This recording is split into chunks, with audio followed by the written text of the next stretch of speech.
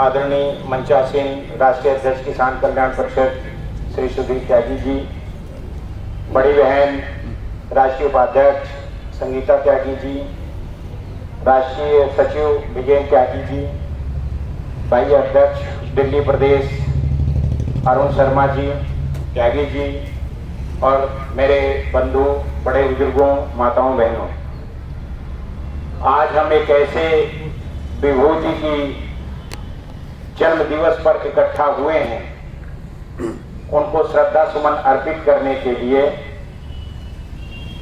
चूंकि झावेरी भाई पटेल और लाडवा देवी के घर में एक ऐसा दीप प्रज्वलित हुआ था 31 अक्टूबर 1875 को, जिन्होंने भारतवर्ष को एक ऐसी उपलब्धि दी कि विश्व के इतिहास में वो उपलब्धि आज भी रक्त विहीन क्रांति के नाम से जानी जाती है। अर्थात ऐसा समावेश आजादी के बाद जिसमें 562 रियासतों को एक साथ सम्मिलित किया गया और एक खून का कतरा भी धरती पर नहीं बहा है, ऐसा बड़ा समावेश आज तक विश्व के इतिहास में न देखने को मिला है, न सुनने को मिला है।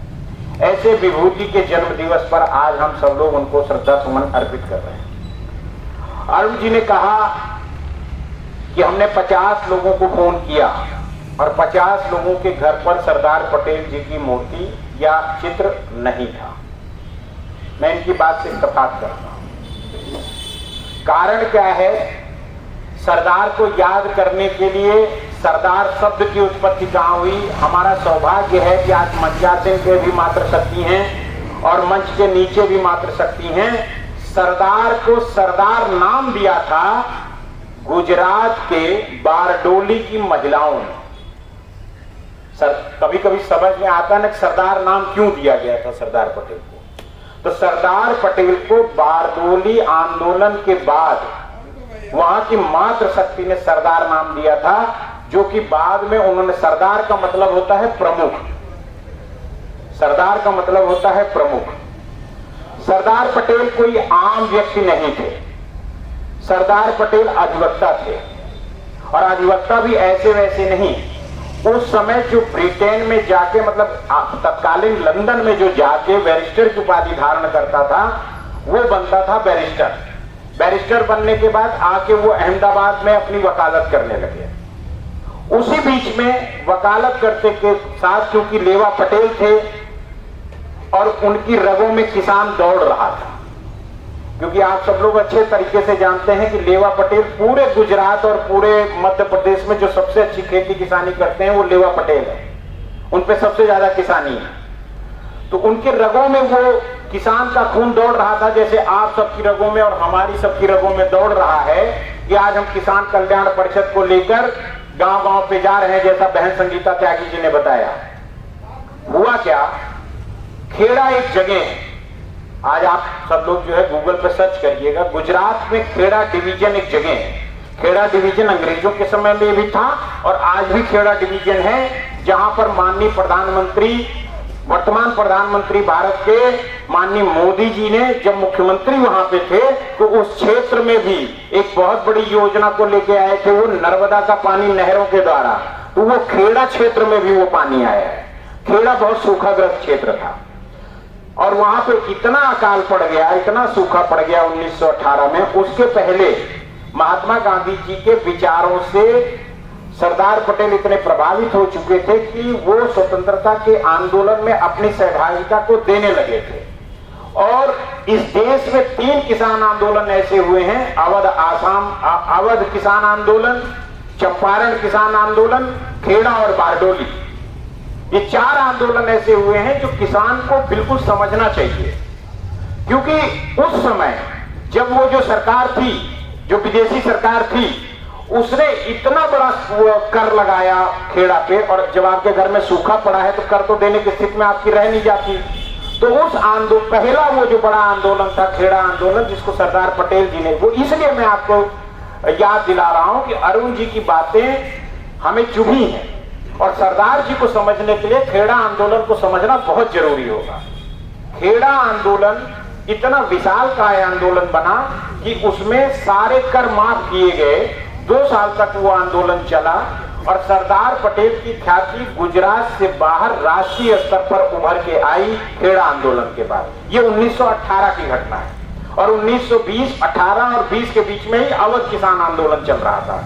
1920 में चंपारण किसान आंदोलन चल रहा था, लेकिन कहीं कहीं उन किसान आंदोलनों की जड़ में वो खेड़ा किसान आंदोलन रहा, जो कि भारत की आजादी में बहुत बड़ी भूमिका निभाई थी। 1928 में इसी तरीके से बारदोड़ी आंदोलन हुआ, जिसमें वो आप लोगों को इसलिए जानकारी में आना चाहिए कि किसानों के लिए पहली बार न्यायिक जांच और जो उस समय राजस्व अधिकारी थे उनकी जांच, भारत के इतिहास में पहली बार यह होती है कि कोई समस्या है तो उसकी न्यायिक और राजस्व जांच का पहली शुरुआत हुई। तो उसके इतिहास में आप जाओगे तो वहां भी ये कीर्तिमान स्वर्गीय आदरणीय लौह पुरुष सरदार पटेल जी को ही जाता है। बारदोली में हुआ क्या? बारदोली में कर की व्यवस्था की गई, 22% कर लगेगा। ये अंग्रेज शासन ने लगाया कि 22% कर लगेगा। और बारदोली का आंदोलन मात्र शक्ति को याद किए बगैर इसलिए नहीं हो सकता है कि जब तक सरदार पटेल जी ने उस आंदोलन को अंगीकृत किया, उस आंदोलन को नेतृत्व किया, उसके पहले वहां की मात्र शक्ति ने उस आंदोलन को आगाज दिया था और उस मात्र शक्ति ने वो आंदोलन लेके चल रही थी।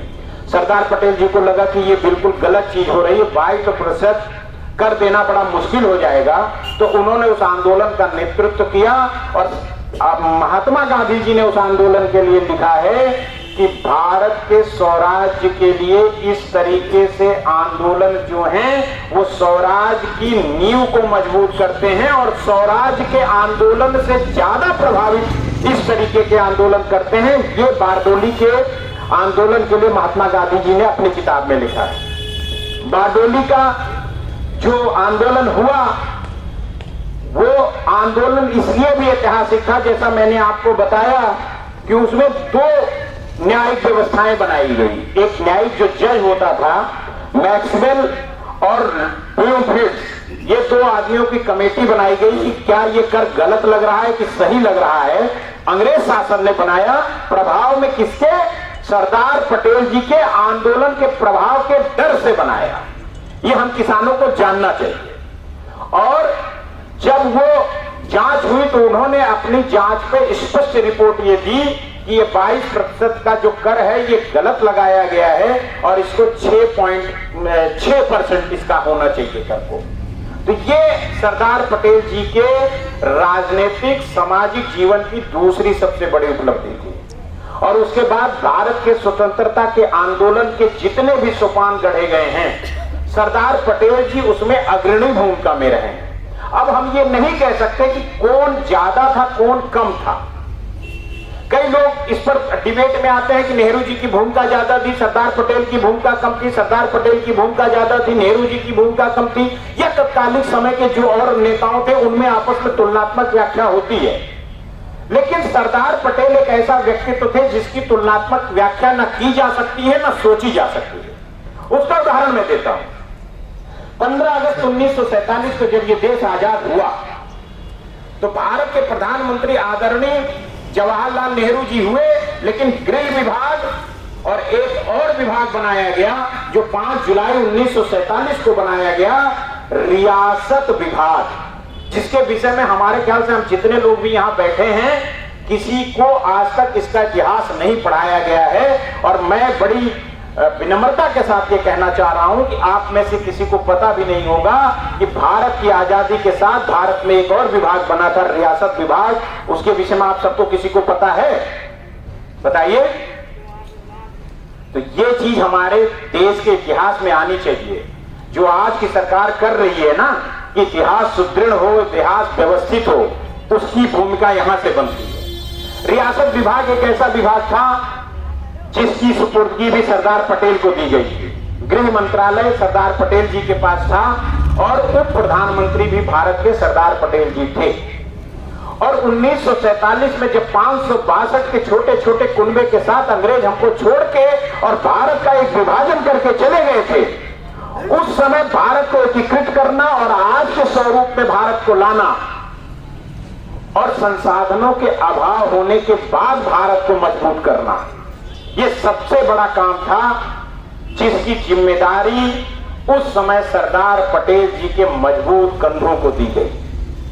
562 इकाई को इकट्ठा करना, कोई राष्ट्रीय एकीकरण की कोई नीति नहीं, एक रियासत विभाग, और उसी बीच में क्या होता है, 3 रियासतें ऐसी होती हैं जो जब बातचीत के दौर में समझ में आती है कि ये 3 रियासतें हमारे साथ नहीं आने वाली हैं।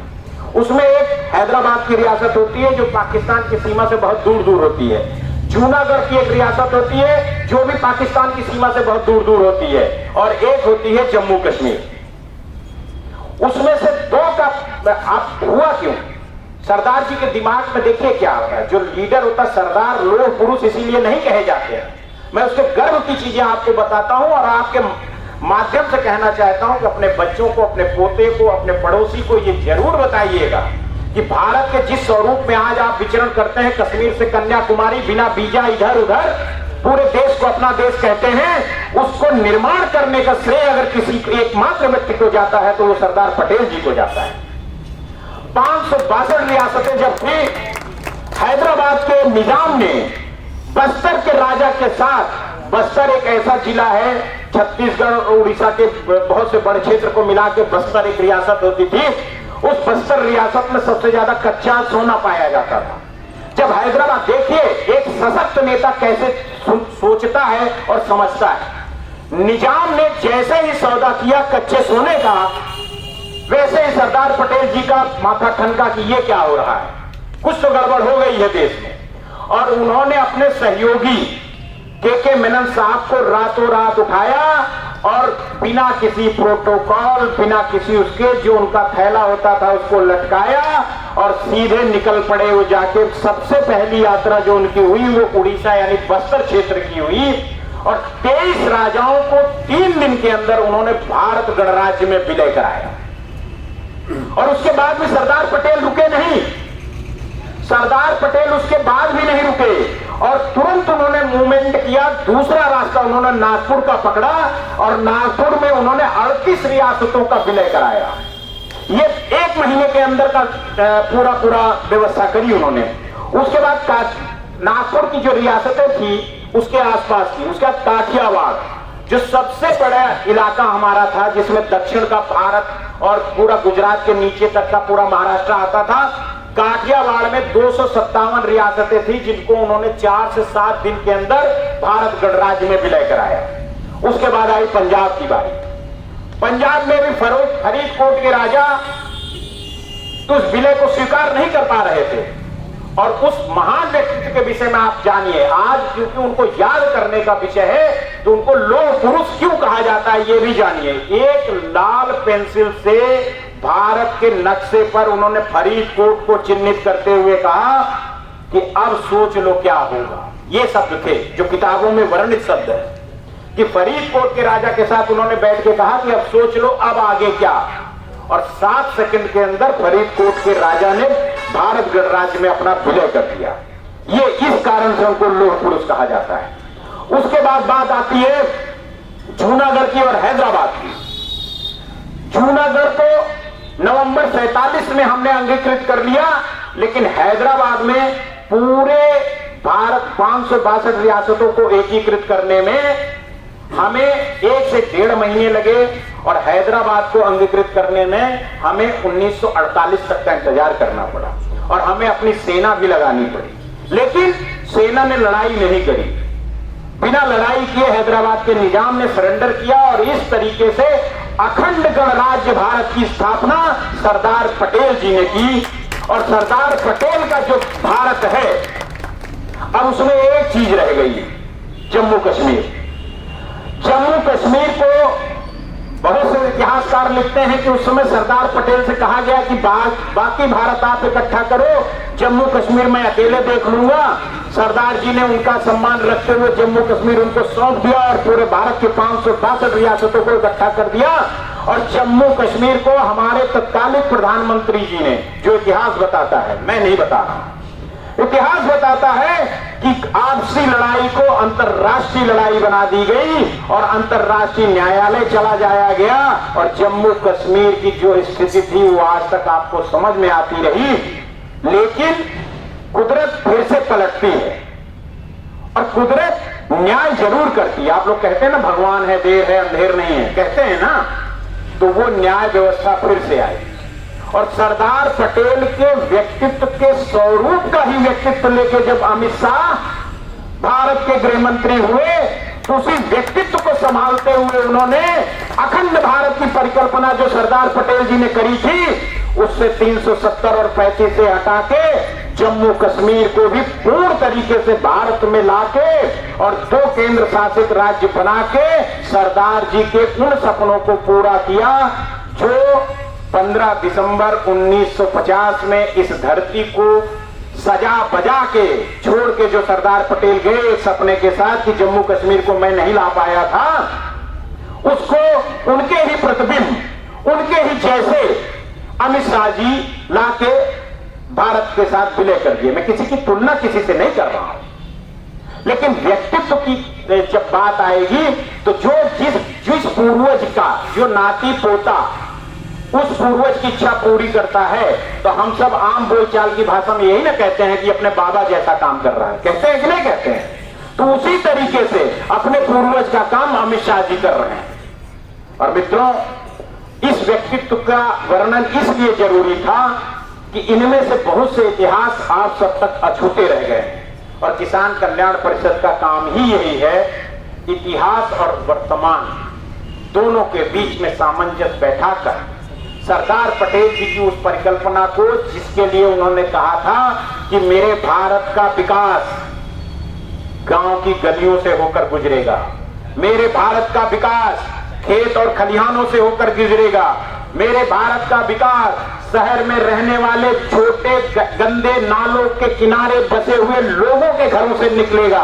ये मैं नहीं कह रहा हूं, ये सरदार पटेल जी के भाषणों की संग्रह है जिसको आप सुनेंगे देखेंगे तो उसमें सरदार पटेल जी ने कहा था। और आज हम उसी सरदार पटेल जी के को अनुसरण करते हुए आप देख रहे होंगे हमारे बैनर में सरदार पटेल जी अग्रणी भूमिका के साथ हैं। किसान कल्याण परिषद के जो मार्गदर्शक हैं जिनको अनुसरण करते हुए किसान कल्याण परिषद समाज में अपना काम करता है उसमें से सरदार पटेल जी अग्रणी भूमिका में। हम इसलिए सरदार पटेल जी का अनुसरण करते हैं कि उन्होंने भारत की ग्रामीण जनता को, भारत के खेत को, खलिहान को, इन सबको सृजित करने का और उनको प्रगतिशील मार्ग में ले जाने का सपना देखा था 1947 से जब तक वो रहे 1950 में। और उसके बाद की सरकारें किसान और किसान के कल्याण से कोसों दूर रहती चली गई। उसके बाद हमारे एक कोने में आप देखिएगा सरदेव चौधरी चरण सिंह जी हैं। जब वो आए तो उन्होंने फिर किसानों के लिए सोचा और उन्होंने सोचा और आगे बढ़े काम किए। फिर जब वो गए तो फिर किसान कल्याण सरकारों से दूर हो गया। फिर आए अटल बिहारी वाजपेयी जी जिन्होंने आधुनिक किसानों की परिकल्पना करी और उस आधुनिक किसानों की कल्पना जो हुई थी उसकी नींव पर आज मोदी सरकार, नरेंद्र भाई मोदी जी एक विशाल इमारत गढ़ रहे हैं। किसानों के लिए किसान का सम्मान हो ये कभी किसी सरकार ने नहीं सोचा था, नरेंद्र भाई मोदी जी ने ही सोचा है। बहुत से लोगों के खाते में जो गांव से जुड़े हुए लोग हैं 2-2 हजार रुपए आ रहे होंगे किसान सम्मान निधि के नाते। इसी तरीके से 30 से 40 योजनाएं ऐसी हैं जिनका लाभ आप ले सकते हैं और किसान कल्याण परिषद का मूल उद्देश्य यही है कि वो किसानों को किस तरीके से सरकारी योजनाओं का लाभ दिला सके, किस तरीके से। हम ऐसा कोई संगठन नहीं है जो आपसे कहेंगे कि सड़क घेर लो, सरकारी संपत्ति का नुकसान कर दो। हम ऐसा कोई किसान संगठन नहीं है। हम ऐसे किसान संगठन है जो किसान के बच्चे को समझाते हैं कि तुम पढ़े लिखे हो, अपने बाबा चाचा ताऊ को ये समझाओ कि ये भारत सरकार की योजनाएं हैं, ये योजनाएं तुमको इस तरीके से मिल सकती हैं, इसका लाभ लो। तब प्रधानमंत्री जी जो सपना देख रहे हैं कि 2022 में किसानों की आय दुगनी होगी, तब जाके वो आय दुगनी होगी। खेती करते रहने से आय दुगनी नहीं होगी। खेती के साथ पशुपालन और तमाम चीजें, मछली पालन, डेयरी और तमाम चीजें जो भारत सरकार की योजना है उनका लाभ जब लोगे तब जाके अपनी आय को दुगना करोगे। इसी उद्देश्य के साथ किसान कल्याण परिषद गांव-गांव जा रही है, चौपालों में जा रही है, आप लोगों के बीच में आ रही है। आज तो हमारा सौभाग्य है कि आज हम ऐसे व्यक्ति का जन्म दिवस, उनकी जयंती मनाने के लिए यहाँ पे इकट्ठे हुए और उसके साथ साथ हमें किसान संवाद करने का भी मौका मिला। इसके लिए आप सबका भी धन्यवाद है। लेकिन मेरे दोस्तों, आज मैंने 3 चीजें आप लोगों को बताई हैं और हमने कोई ज्ञान बढ़ाने के लिए नहीं बताया। हमने सिर्फ इसलिए बताया है कि हमको और आपको भारत का नागरिक होने के नाते इन तथ्यों का पता होना बहुत जरूरी है। और इन तथ्यों के साथ हमने किसान कल्याण परिषद का मूल उद्देश्य भी आपको बताया है कि हमें गांव-गांव जाके किसानों की योजनाओं को बताना है, किसान इस चीज का लाभ कैसे ले वो मार्गदर्शन करना है। हम देने वाले कोई नहीं है, देने वाली सरकार है, लेकिन हम बताने वाले हैं कि सरकार ये दे रही, आप ले लो। यही ना कमी रह गई इतने सालों तक, और यही कमी हम दूर करने का प्रयास कर रहे हैं। तो आप सबसे निवेदन है कि आप सब लोग ग्रामीण परिवेश से जुड़े हुए हैं और कई गांव के लोग हमें अपने अपने गांव में बुलाते हैं। आप भी अपने अपने गांव में इस तरीके की छोटी छोटी बैठकें कीजिए। हमें माला माइक मंच नहीं चाहिए, हमें आपकी जागरूकता चाहिए। आपके दरवाजे पे बैठ के अगर 100 लोगों के साथ हमने संवाद किया, उनमें से 10 लोगों का भला हो गया तो आपका दरवाजा भी पवित्र हो जाएगा और 10 लोग और अग्रणी किसानों की श्रेणी में आ जाएंगे ना। तो इस तरीके का काम हमें आपको मिलना है और मिलकर करना है। सरकार ने अपना काम कर रही है, सरकार देश को व्यवस्थित कर रही है, संगठित कर रही है। जो सरदार पटेल जी की सोच थी उसके अनुरूप देश को व्यवस्थित सुरक्षित करने का प्रयास कर रही है। तो देश के अंदर हम भी तो आप भारत के नागरिक हैं, हमारा आपका भी दायित्व बनता है कि भारत व्यवस्थित कैसे हो, सुसंगठित कैसे हो। तो उसके लिए हमें भी और सुसंगठित और व्यवस्थित करने के लिए किसान और गांव को सुव्यवस्थित करना है। तो इसके लिए हम सबको इकट्ठा होके अपने अपने गांव में ये मुहिम चलानी होगी कि सरकार की ये योजनाएं हैं और इसका लाभ हमको कैसे लेना है। और इस मुहिम में जब हम लोग सम्मिलित हो जाएंगे तो किसान कल्याण परिषद का मूल उद्देश्य पूरा हो जाएगा। इन्हीं शब्दों के साथ आप सबका आशीर्वाद लेते हुए मैं अपनी वाणी को विराम देता हूँ।